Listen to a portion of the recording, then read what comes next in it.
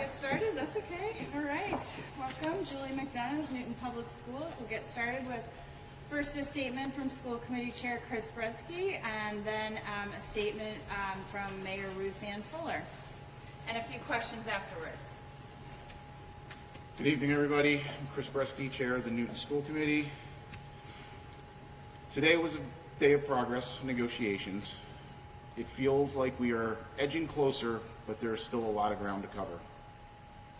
Just after 4 p.m., the NTA provided the committee with a response to our proposals from last night. Their response dropped their request for what was effectively a 5th-year extension to the contract and withdrew the NTA's longevity demands, among other adjustments. With the progress today and previous tentative agreements, including 12 weeks of paid parental leave, we are steadily addressing most of the major issues both NPS and the NTA have identified as important to improving the lives and experiences of our students and staff. And while making progress on systems and structures is important, we still need to talk about the money. We believe we are nearing close enough to an agreement that we again ask the NTA to end the strike and return students to their classrooms. Our kids have to get back to school. In any case, we remain committed to an agreement that works for our teachers, but also works for our students. Thank you.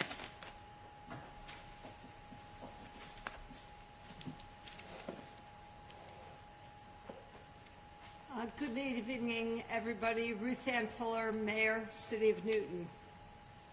I know Newton's teachers love teaching, and they're passionate about our students, and they're really good at their jobs.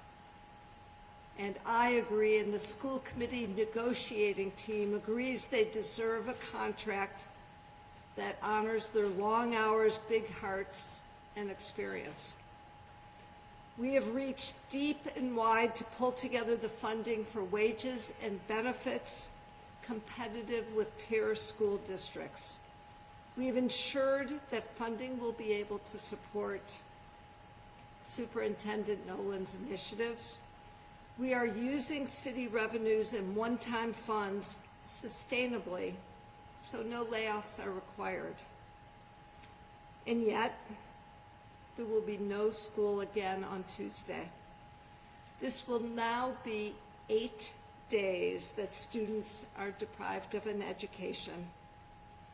The Newton Public Schools are ready to open school doors wide as soon as we get the word from the NTA. The union should call off the strike, and we will continue to bargain in good faith with urgency with the NTA leadership while educators are in their classrooms. Mayor, can you talk about, you said we reached deep and wide for competitive salaries. What does that practically look like? So we're looking at all our operating revenues. We are looking at our one-time funds. Whatever income we have that doesn't then turn into layoffs for our teachers, for our police officers, for our firefighters. That's what we're doing. A 3%, what does that look at numbers-wise in terms of cost of living increases per year? I'll let Chris Brezski answer that. Sorry, so you're asking specifically on cost of living increases? Yeah. So if you look at the gap right now between where they are and we are, it is currently 2.75% cumulative over the contract. That's still the bulk of the dollars that separate us, and that's why I'm saying, look, it's important that we get through these issues of how we work the school day and how we're going to address class size issues. All those things are really important, but at the end of the day, we've got to agree on the money too, and that's the part of the discussion that just isn't happening quick enough right now. Chris, a lot of parents are saying that the NTA is driving a lot of this. Can we ask the NTA if that was the case. Yep. If it was the state union.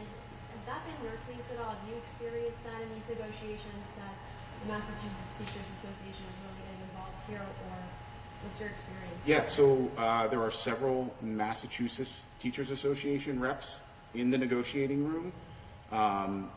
They are vocal. They are a material part of the negotiation. So I can't speak as to what extent they influence the strategy or what the ask is on behalf of the Newton teachers, but they are certainly a very meaningful part of what's happening in the room. And downstairs, we just stepped out of a press conference where there were a lot of angry parents down there hoping to listen in on the NTA's presser. Do you welcome parents to listen in on yours, or what's your thought about the frustration that's been growing over the past few days? As a parent, I feel the frustration. I got into this whole thing during COVID when I was upset that my kids weren't back in school when I felt they should have been. And ironic that I'm now here with my kids out of school. And I think your average parent right now feels the way I did back then. They don't care if it's our fault or if it's the NTA's fault. They just want their kids back in school. This is causing real damage. It's hurting kids. There's no need. Kids should be back in school. So when you said that you were looking at all these different funding sources to potentially find new revenue, are you also, are the amount that is going to pensions also on the table? I'll let the mayor answer that question. The mayor does not control the amount of pensions. All cities and towns in Massachusetts have an independent retirement board, and they choose the amount of funding that the city must put into the pensions annually. Right, but you went twice back to the pension board once during COVID and then last time during the budget negotiations. Is it possible that you might consider going back again? I think you should ask the retirement board that question. They certainly have indicated to us that they were pleased to help out last year and that the funding schedule and the funding amounts are fixed. Let's take one more question. Could you ever agree to an option that includes some sort of layoffs? I will not agree to layoffs of our teachers and educators and our staff in NPS, and I will not agree to layoffs of librarians and DPW workers and police officers and firefighters and more on the city side. That's a downward spiral for our students and for our residents. Chris, what's the schedule for tomorrow? What is the schedule for tomorrow? We'll take that question. Sure. and let you know. We're still negotiating right now. We're still trading proposals. I'm committed to stay here as long as it takes, as long as we're making progress. So we haven't set a schedule for tomorrow yet. Does it look promising? You said today was kind of a bit of a breakthrough day. I mean, I don't know if a breakthrough day is the right characterization. There was progress. And, look, we're checking off boxes of all these other issues, and a lot of them are important issues, don't get me wrong, but at the end of the day, when you're still $20 million apart over the life of the contract, at some point we've got to address that. Is that the number? It is over $20 million over the life of the contract still, yes. And most of that is in the COLA. All right, thank you all. Appreciate it. Thank you Thank all you. for being here. Really appreciate it.